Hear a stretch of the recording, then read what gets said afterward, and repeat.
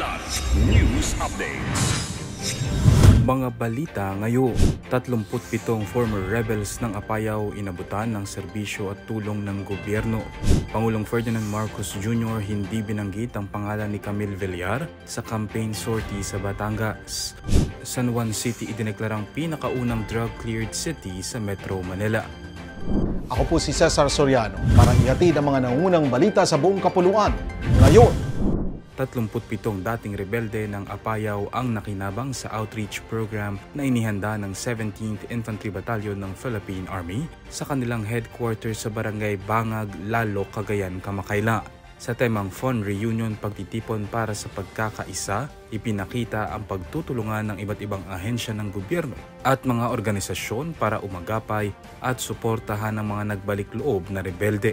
Kabilang sa mga pangunahing serbisyo na ipinagkaloob ay ang food packs at bigas, tsinelas, relief packs, libreng gamot at medical check-up at maging libreng gupi.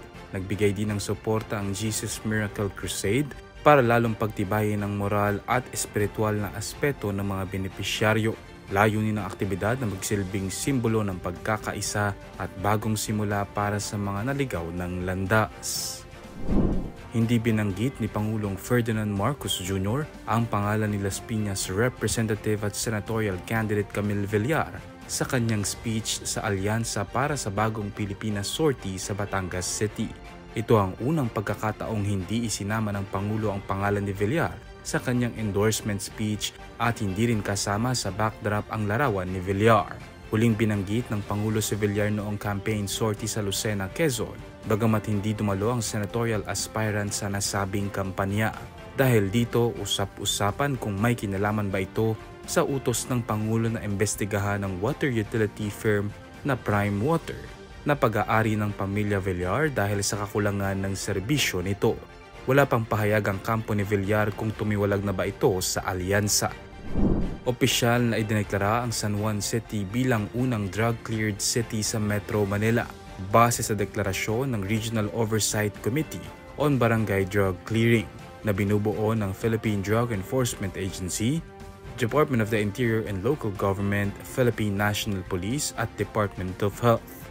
Ito ay matapos isagawa ang Barangay Drug Clearing Deliberation at Evaluation sa aplikasyon ng San Juan City bilang drug-cleared city at ang first conferment para sa retention ng validated drug-cleared and verified drug-free barangays para sa CY 2025. Noong 2023 nang natamo ng San Juan ang 100% drug-cleared status na isang prerequisite para sa citywide declaration.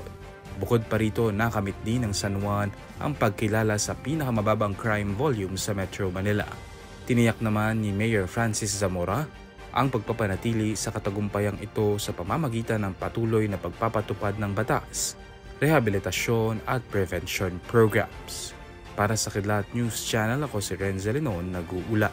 ako po si Cesar Soriano, kasama nyo sa bawat pagbuto ng balita.